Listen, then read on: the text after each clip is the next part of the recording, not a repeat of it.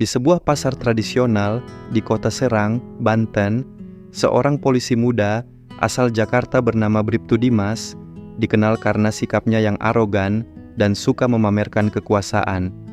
Dalam operasi rutin, ia mempermalukan seorang pria berpenampilan preman bernama Ujang di depan umum tanpa tahu bahwa Ujang bukan orang sembarangan. Ternyata, Ujang punya hubungan darah langsung dengan seorang jenderal berpengaruh yang diam-diam membina para mantan narapidana untuk kembali ke jalan yang benar. Arogansi Bribtu Dimas membuka serangkaian konflik yang tidak hanya mengguncang reputasinya, tapi juga membuka borok sistem di balik seragam yang selama ini ia banggakan. Pagi itu, matahari baru saja naik ketika Bribtu Dimas melangkah penuh percaya diri ke dalam pasar anyar kota Serang. Suara riuh para pedagang, teriakan tawar-menawar, dan aroma campuran ikan asin serta sayur mayur menyambut langkahnya. Tapi semua itu bukan gangguan bagi Dimas, justru panggung. Dimas, 27 tahun, pindahan dari Jakarta, dikenal oleh rekan-rekannya sebagai polisi muda ambisius. Wajah tampan, potongan rambut rapi, dan seragam yang selalu licin seperti habis disetrika. Ia senang dipandang, tapi bukan hanya karena tampang, melainkan karena kuasanya. Itu motor parkir sembarangan, siapa punya ini? Teriaknya menyentak suasana. Seorang ibu penjual telur buru-buru keluar gemetar. Dimas menyita STNK, mencatat sembarangan, lalu pergi begitu saja tanpa peduli. Di pojok pasar, seorang pria duduk di bangku kayu, bertubuh kekar, berjaket kulit, wajah keras dan dipenuhi garis kehidupan, namanya Ujang. Tidak banyak bicara, tapi semua pedagang mengenalnya dan segan padanya. Ia bukan preman yang minta jatah, tapi penjaga pasar tak resmi. Kalem, tapi jika tersulut, bisa meledak. Hari itu, Dimas belum tahu bahwa langkah kakinya akan membawanya ke arah pria itu. Ke arah masalah besar yang tak bisa ia selesaikan, hanya dengan surat hari berikutnya, Bribtu Dimas kembali menyisir pasar dengan langkah penuh kuasa. Kali ini, ia melihat Ujang tengah duduk di depan kios, yang sebagian menjorok ke jalan pasar. "Woi, ini bangku ngapain di tengah jalan? Ganggu pejalan kaki," teriak Dimas, menunjuk ke arah Ujang tanpa basa-basi. Ujang mengangkat alis. "Pasar emang sempit, Bang. Udah begini dari dulu," jawabnya tenang. Dimas mendekat, menendang ringan bangku kayu itu. "Lu siapa? Kepala pasar? Jangan ngajarin gua soal aturan." Beberapa pedagang mulai memperhatikan. Ujang masih diam, tangannya mengepal perlahan. "Gua kasih peringatan terakhir. Besok-besok jangan sok jago di sini. Gua polisi, bukan temen lo." Dimas menunjuk dada Ujang sambil memelototinya, lalu pergi. Ujang tidak membalas, tapi dari tatapannya, terlihat bahwa percikan api sudah dinyalakan, dan Dimas baru saja menyulutnya. Keesokan harinya, suasana pasar berubah. Bisik-bisik soal polisi yang bentak Ujang mulai menyebar. Para pedagang, yang biasanya takut pada aparat, mulai menunjukkan sikap dingin pada Bribtu Dimas. Tapi Dimas justru tersulut. "Ini pasar makin ngawur. Jangan pikir karena lo semua diem, gue takut," geramnya saat patroli. Siang itu, Dimas kembali menyambangi kios Ujang. Kali ini, ia membawa 2 rekan polisi. "Udah gue bilang, bangku lo itu ganggu jalan. Mau gue segel sekalian," katanya dengan nada menantang. Ujang bangkit dari duduknya. Tubuhnya tinggi besar, membuat Dimas sedikit mendongak, tapi tetap pasang muka keras. "Kalau abang segel tempat ini, siap-siap aja ributnya bukan cuma sama saya," ucap Ujang pelan tapi penuh tekanan.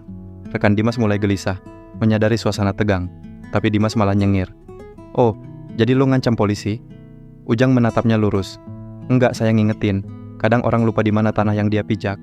Dan di saat itulah, bukan hanya Dimas tapi seluruh pasar tahu, konflik ini tidak akan berakhir biasa-biasa saja.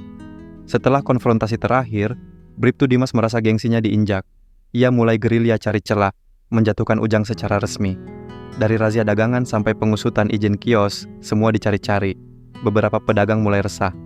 Ada yang kiosnya disita, ada yang tiba-tiba didatangi petugas pajak.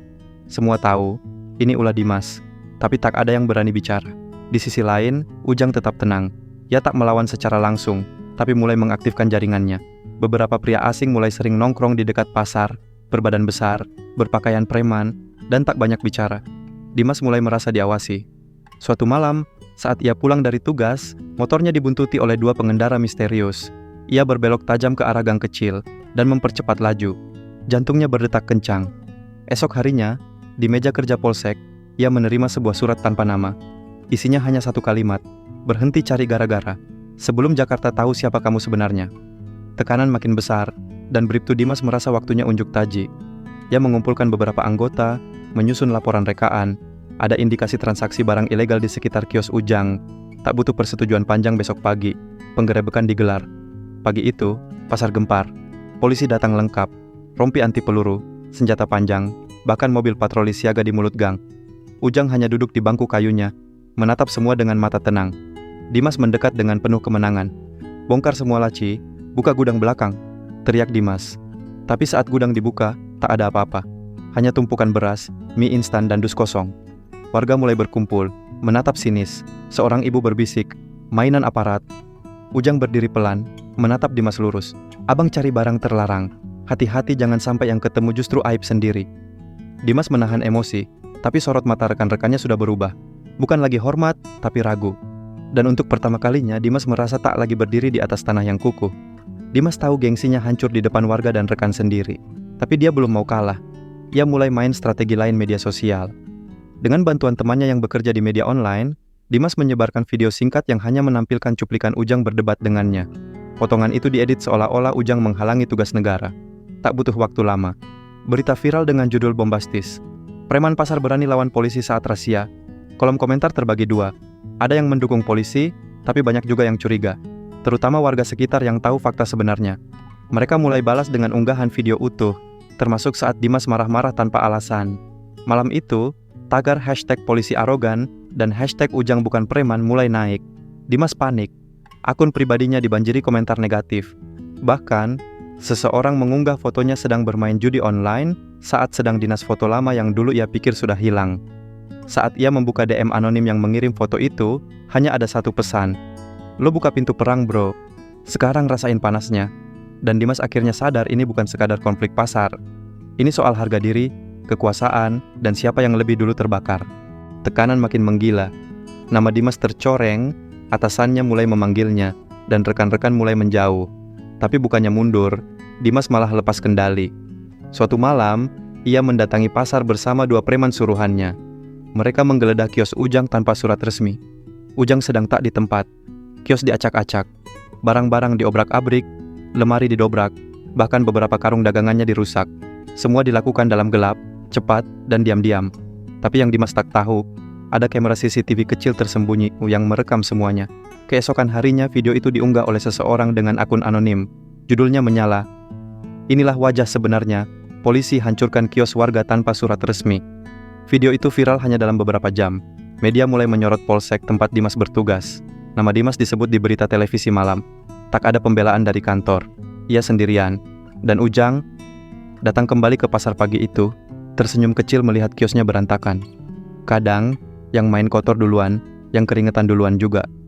Setelah video pengerusakan kios viral, Dimas dipanggil oleh atasannya. Kali ini bukan hanya teguran. Ia dibebas tugaskan sementara untuk pemeriksaan etik. Wajahnya tak lagi menghiasi layar berita sebagai penegak hukum, tapi sebagai pelanggar etika kepolisian. Dimas merasa dunia menghukumnya terlalu cepat. Beberapa hari kemudian, seorang pria tua datang ke pasar. Langkahnya lambat, tapi sorot matanya tajam. Namanya Pak Harjo, pensiunan polisi senior, ayah kandung Dimas sendiri, yang sudah lama memutus hubungan karena kecewa dengan sikap anaknya yang ambisius dan arogan. Ia datang untuk bertemu Ujang. Ternyata, dulu saat bertugas di Jakarta Timur, Pak Harjo pernah menyelamatkan Ujang kecil dari kasus penangkapan salah sasaran. Ujang tumbuh jadi preman karena kerasnya hidup, tapi dia masih menghargai pria tua itu sebagai satu-satunya polisi yang pernah bersikap adil padanya. Mereka duduk di warung kopi pasar. Pak Harjo bicara singkat. "Anakku keras kepala. Tapi kalau kau mau bantu dia kembali waras, kau lebih didengar warga dari siapapun." Ujang tak langsung menjawab. Ia menatap jauh ke arah kiosnya yang rusak, lalu menatap langit. Kalau dia bisa minta maaf bukan karena takut, tapi karena sadar, mungkin masih ada harapan. Hari itu, konflik berubah arah. Dua musuh lama kini dihadapkan pada pilihan untuk memutus rantai balas dendam, atau terus saling bakar sampai habis. Dimas duduk sendirian di bangku kayu pasar, kali ini tanpa seragam. Wajahnya lelah, mata sembab. Ia menunggu. Ujang datang tanpa banyak bicara. Mereka hanya saling pandang. "Gue salah," ucap Dimas pelan. "Gue pikir, pakai pangkat bisa bikin orang hormat. Ternyata cuma bikin takut." Ujang tak langsung menjawab. Ia duduk di sebelahnya memandang ke depan. "Lo nyakitin banyak orang, Dim. Tapi kalau lo bisa hadapin semuanya tanpa seragam, mungkin lo bisa mulai dari awal." Tak ada jabat tangan, tak ada pelukan, Tapi pagi itu, dua orang yang saling membenci akhirnya duduk berdampingan. Beberapa minggu berlalu, Bribtu Dimas kembali berdiri di pinggir jalan, tapi bukan untuk menilang. Ia membantu mengatur lalu lintas di pasar saat pagi ramai. Seragamnya masih ada, tapi kali ini ia mengenakannya dengan rendah hati.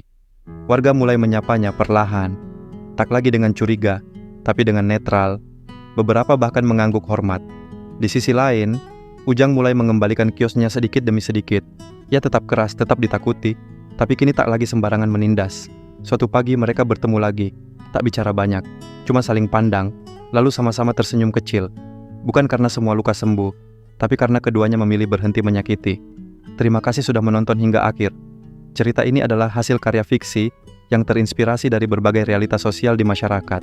Nama, tokoh, tempat, dan kejadian dalam cerita ini disusun untuk keperluan hiburan dan pembelajaran, bukan untuk menyudutkan pihak manapun. Jika kamu suka dengan cerita seperti ini, jangan lupa untuk like, komen, share, dan subscribe agar kamu nggak ketinggalan episode-episode seru berikutnya. Dukung terus channel ini agar kami bisa terus menyajikan kisah-kisah inspiratif, penuh emosi, dan menyentuh hati. Sampai jumpa di cerita berikutnya.